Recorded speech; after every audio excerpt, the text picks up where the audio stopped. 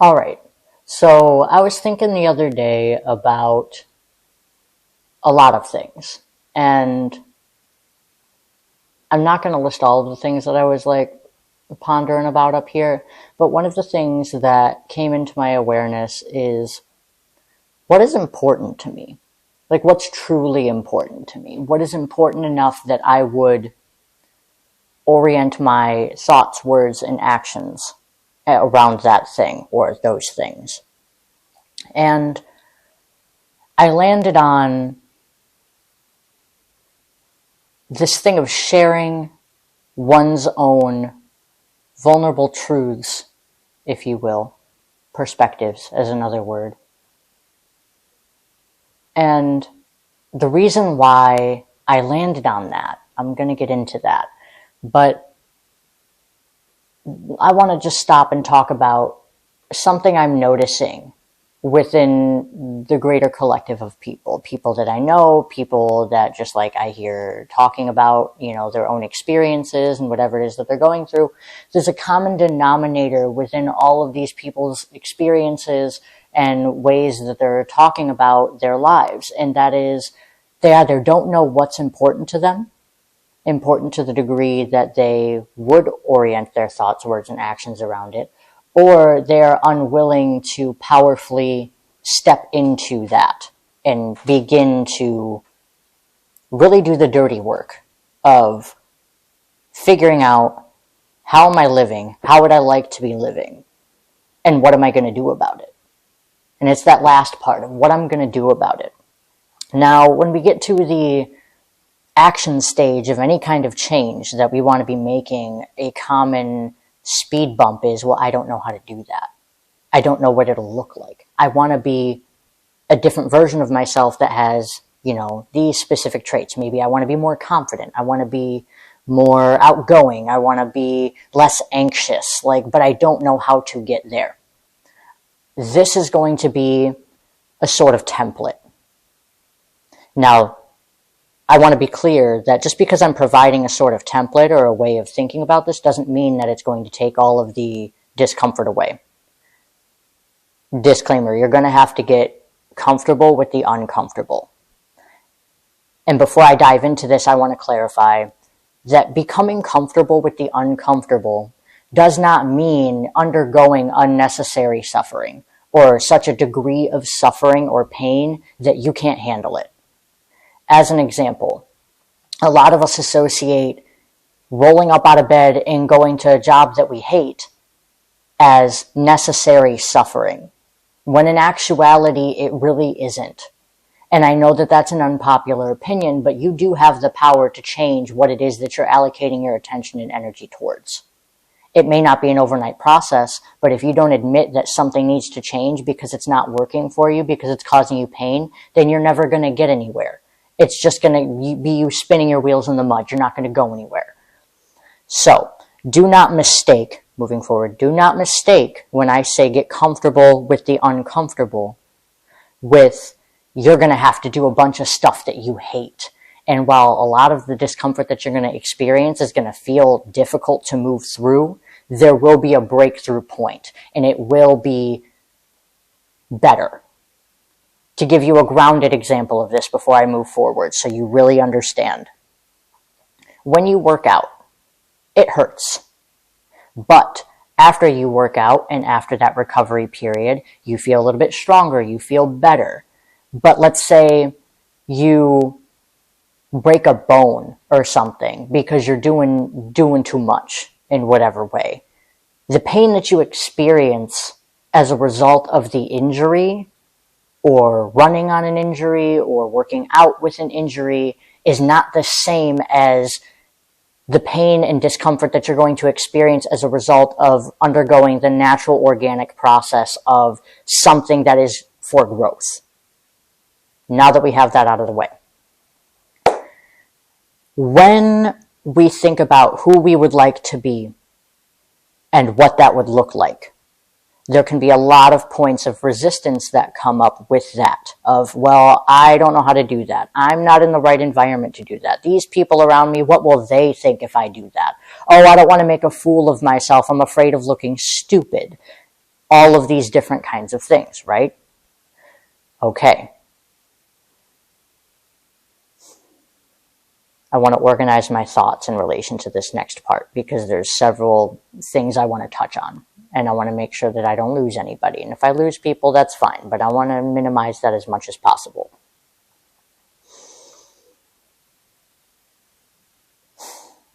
I'm going to use the example of voting. Voting is not just writing down somebody's name or an option or something and sticking it in the box. That's not necessarily the kind of voting that I'm talking about.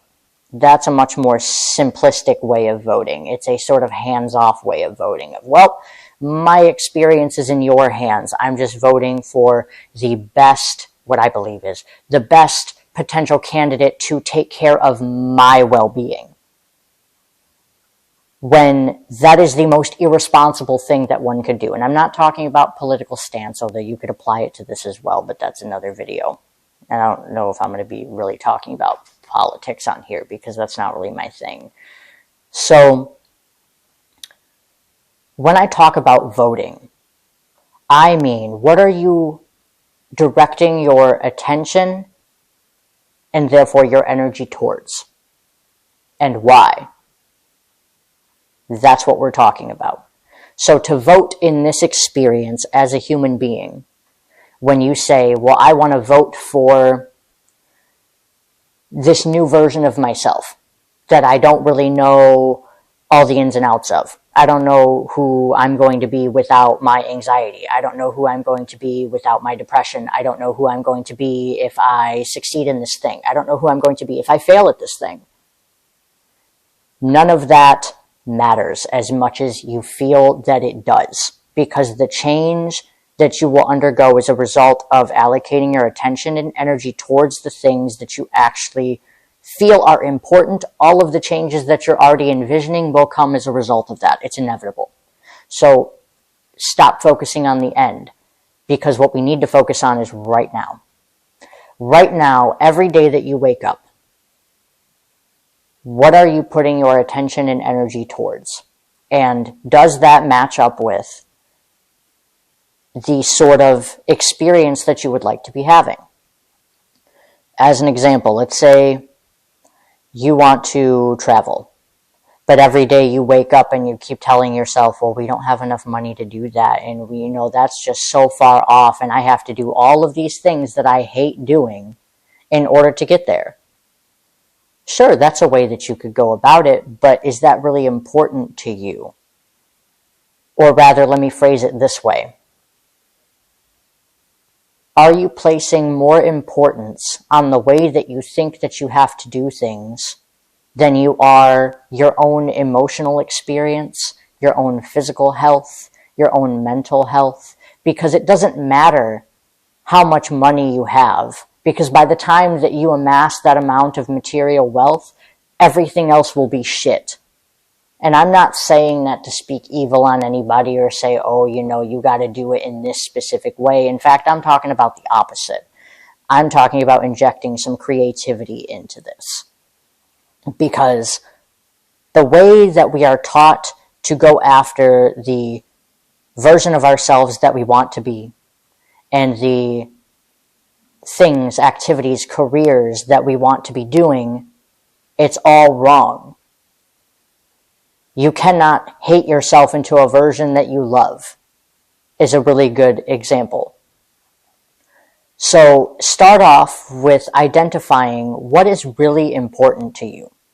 Not what you're currently placing importance on, but what do you think is important to you? Like when you feel into how it makes you feel, you could say, oh, well, treating people well is really important to me.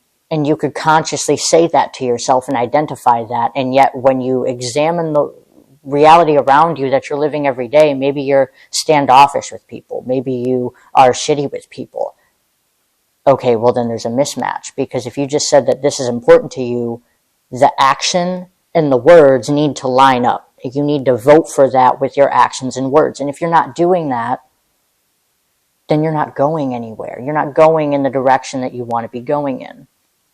So start with identifying what you think is important to you and what feels important to you, and then examine your daily life. How are you living according to that? How are you becoming the change that you want to see? Is a really good way to put it. And I keep saying it's a really good way to put it because it sums up what I'm trying to point at here, because there's a lot of different ways that you can think about this and conceptualize it all the way into infinity, and you lose it. I want to keep people as close to what it is that I'm talking about as possible, because it's so easy to just play around with it in your mind. I'm not talking about a conceptualization or an idea. I'm not talking about philosophy. I'm talking about living your life in a proper way so as to continue to evolve according to your values, to sum it up.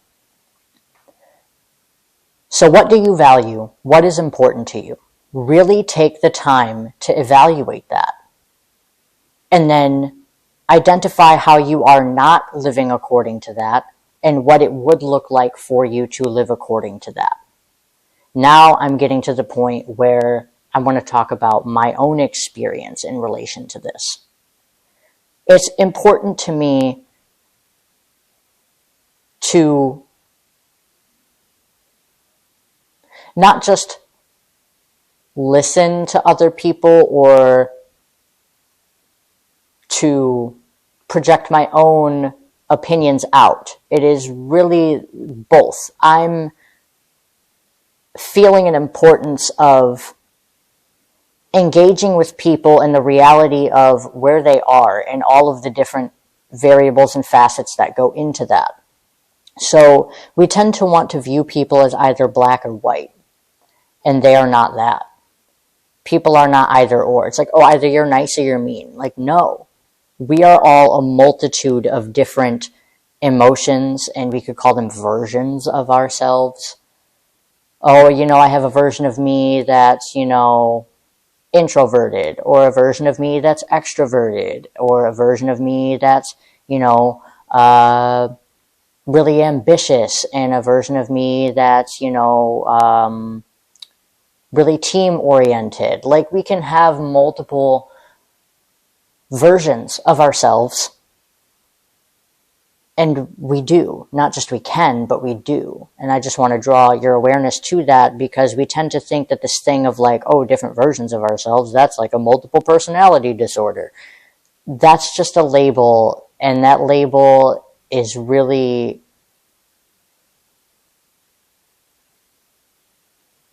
foggy. Like, it has that quality of fogging up what the reality of that experience is. Now, I'm not talking about like the reality of multiple personality disorder as it's labeled. I'm talking about what it really is when you experience that. And that's not a diagnosis. I really want to draw this line. There is no such thing as multiple personality disorder. There is no such thing. Unpopular opinion, but it's true. And the reason for that is because what you label as your personality is really just a bunch of ways of being and ways of presenting yourself to other people that keep you safe and keep you feeling like you're not targeted for anything. You're not going to be rejected. You're not going to be excluded. You're not going to be labeled as weird, those kinds of things. And it's a spectrum. So on one end, you might have more severe, like, splits, if you will, in personality, which is the degree of trauma and degree of unsafety that you have experienced with other people. To that same degree, you will see a severity in splitting, which is what we're used to associating with things like, schizophrenia and multiple personality disorder, and like this person is calling themselves a different name. And it's not to minimize or omit the experiences of those people, but I'm just wanting to get very clear about what it is that I'm talking about, because we all experience personality. We all experience our own personality and the personalities of others. So it's not this woo-woo out there diagnosis that only applies to some people and not to others. It's just a matter of degree. With that being said,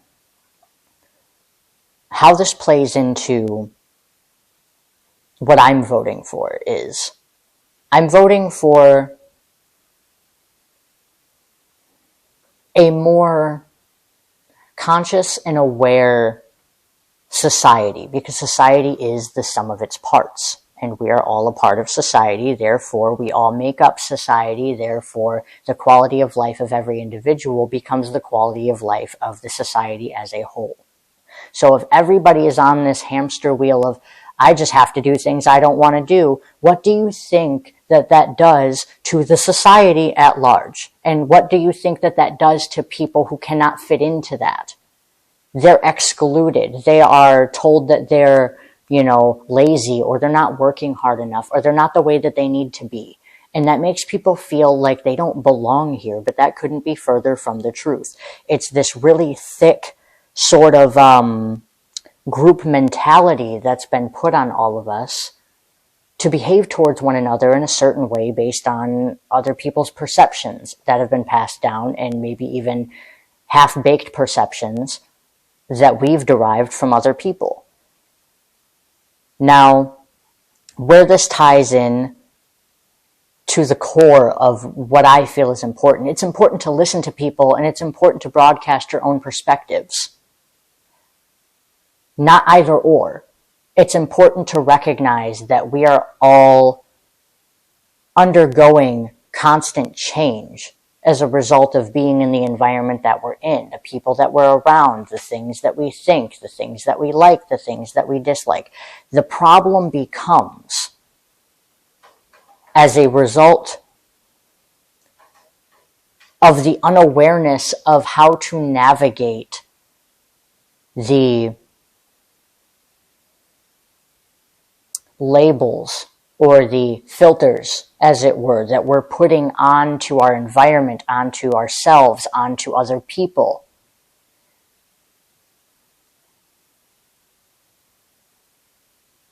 To derive a conclusion from things that we experience is a natural occurrence.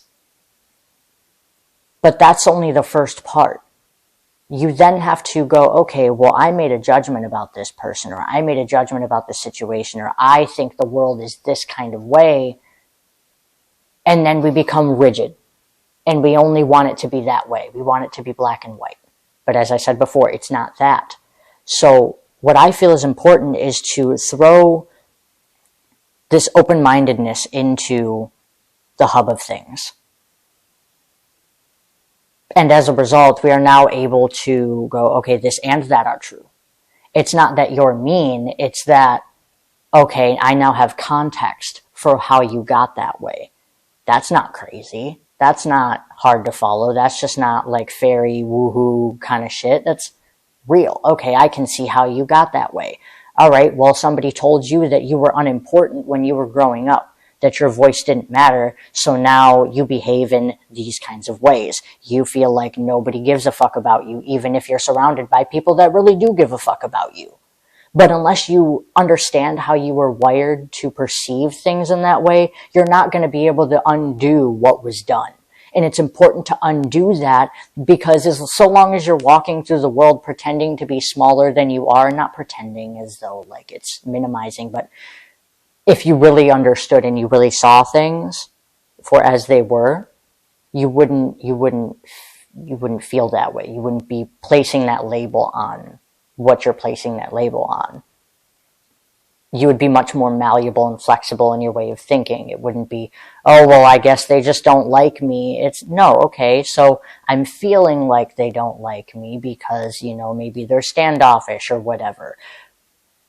Is that actually the reality of the situation? Maybe ask them, maybe get some context. If we don't have that element of taking it a step further and actually inquiring as to what the hell is going on, we're all walking around with our own sort of solidified opinions about what everything is, when a lot of us are walking around with half-baked perspectives in that sense. And the danger becomes that we're not seeing each other, we're not hearing each other, we're not connecting with one another. And when we can't connect with one another, that's when we're able to treat each other as less than human. I know that this is a whole roundabout way to get to where I'm going, but it's all connected. It all connects in. And if it was something that was easy to grasp overnight, then a lot more of us would have already stumbled upon this conclusion. So I'm spelling it out here. So if you can't spend 20 plus minutes looking at a video, then I guess you're just not ready to take into consideration all the things that I'm talking about because you're too worried about worrying about bills and stuff. And it's like, you're going to be worrying about those things. And while we're at it, let's talk about how today could be your last day alive. And yeah, that's kind of morbid, but guess what? It's true. It doesn't make it any less true. And just because it's uncomfortable to think about doesn't mean it's not important. So, in the context of this could be your last day, what is really important to you? What do you want to stand for when you wake up every day? And you could say, oh, well, I'm afraid. Okay, then work with that. Work with the reality that you're afraid instead of going, oh, I don't want to touch that. That's scary. Let's binge Netflix for the next week. If you die tomorrow, then what did you do? And it's not about like, what did you do? How did you change the world? You know, not everybody is feeling ambitious, but what I'm talking about is everybody has a collective responsibility to show up for themselves. And if every day you wake up and you are not doing something that feels like it lights you up, then you're doing yourself a great disservice. And by proxy, doing a great disservice to everybody else. Because the version of you that they're interacting with is the version of you that's depressed and, oh, I just don't have a lust for life and, you know, nothing's ever going to get better. And if you're interacting with people that are very impressionable, which we all are to some degree, then you're doing nothing but perpetuating that same mentality. Somebody who would have had a spark of like, yeah, I can do this, runs into so many people that are like, nah, that's not possible. And it's beating them down. And if we have a society and a world of people that all think like that and view the world that way, what the hell do you think is going to happen? Like, I really want to get this through because this is something that is so at the crux of all of the suffering and pain that we experience, and we're ignoring it. We're minimizing it. We're pretending like it's not important. And it really is just as simple as, how do I feel about this?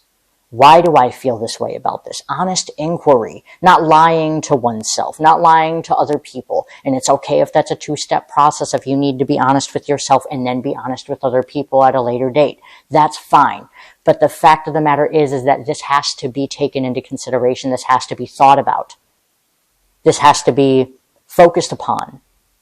Because as it stands now, we know that the world is going through crazy shit right now. From things to war and famine and child sex trafficking and all of those things that nobody wants to look at because they're too uncomfortable. Well, guess what? That exists within you too. You just don't want to look at it because you don't understand how people got that way.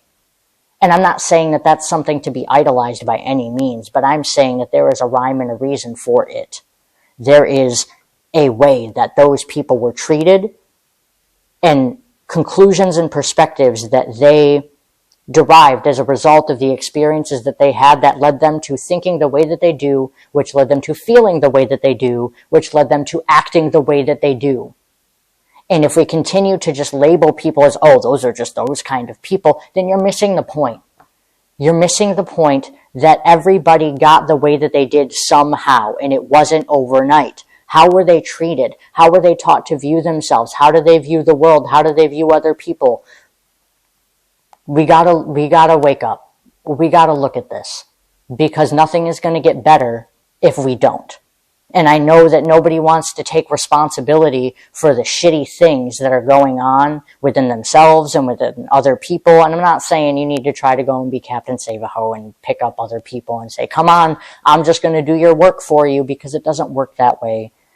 But if you wake up every day and you're feeling like, wow, I hate my life, or I hate these specific things about my life, and you are not doing a damn thing about it, and instead you're like, well, that's just the way that it is. Do you feel how incredibly cruel that is to yourself? What if you said that to a child who is having a bad day? Like, wow, I just feel sad today. And it's like, well, sorry about you. That's just the way it is. Would you say that to a child? And if you would, that's very concerning. And that says more about your current state of apathy than anything, which is equally as dangerous. We are wired to care and to give a fuck. So if you're trying to condition yourself out of that and justify that state of being of, well, I just don't give a fuck, and I'm not saying push it away because it's obviously there for a reason, but the inquiry needs to happen. That's all I'm getting at, is that we can't continue to pretend like these things aren't important. And they may not be important to you, but I bet that if you actually sat with yourself, the things that I'm talking about today, you would find to be at least a little bit important. Maybe not important enough to get up here and rant like I'm doing, but important enough to at least, maybe think about things like this. Like, maybe that person's not an asshole. Maybe they're just going through stuff. Maybe I need to take a look at why I'm so quick to judge other people. Maybe I need to take a look at the way that I treat people. Like, do I feel entitled to other people treating me well when I don't give a fuck about how I'm affecting them? Like, let's take an honest look at ourselves. Because if we don't, what's going to become of society at large? And you could say, I don't give a fuck about that.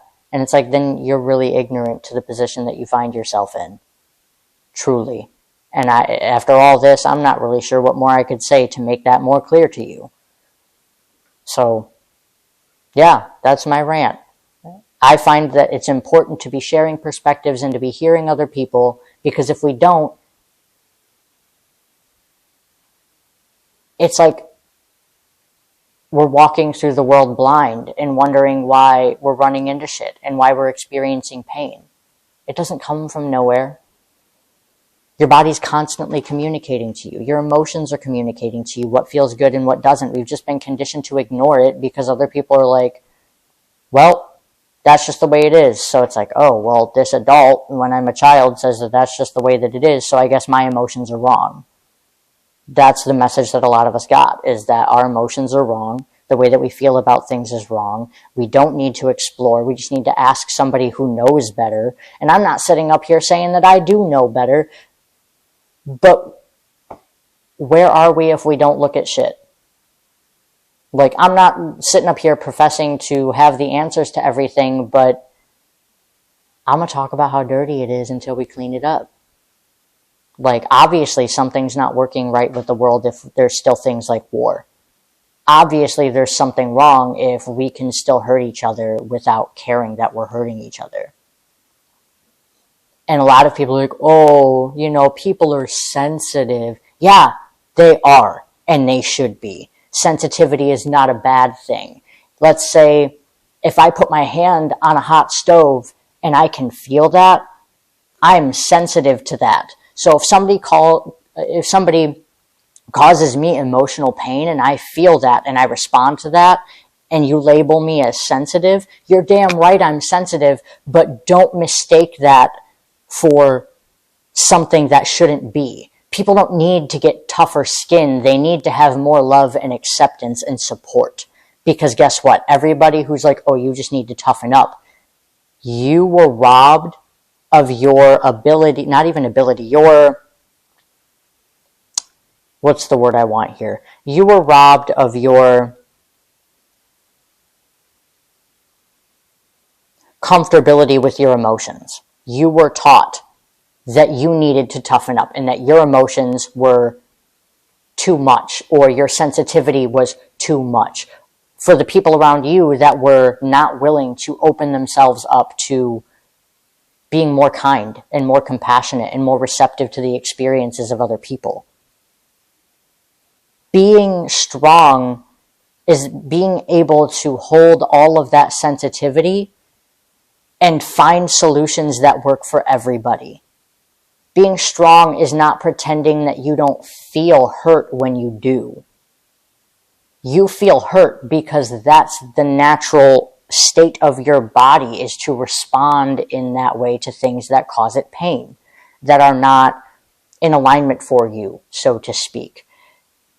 Just like it's not in alignment for you to walk up to a rattlesnake your body is going to be signaling you with fear and don't touch it, don't touch it, don't touch it. And it's like, oh, well, you know, that's just my body being a bitch. Like, are you stupid? Like, I'm not trying to label anybody as stupid because I know y'all really intelligent, but come on, like, I'm really breaking it down here. So if at this point you're still trying to justify to yourself that you need to shut off your emotions, why? Who taught you that was wrong? Who taught you that was bad? Yes, it's unsafe when you're around certain people, but that doesn't mean that it's completely off the table to get to that point. And so that's what I find to be important. And I'm voting for that with my actions and with my words. I'm on here today talking about this, ranting my ass off. You know why? Because it's important to me. So what's important to you? How can you live according to that? And what discomfort are you willing to undergo in order to get to the life that you want to live in whatever way that looks like? Because it is possible. But you just need to actually be honest with yourself about what's not working.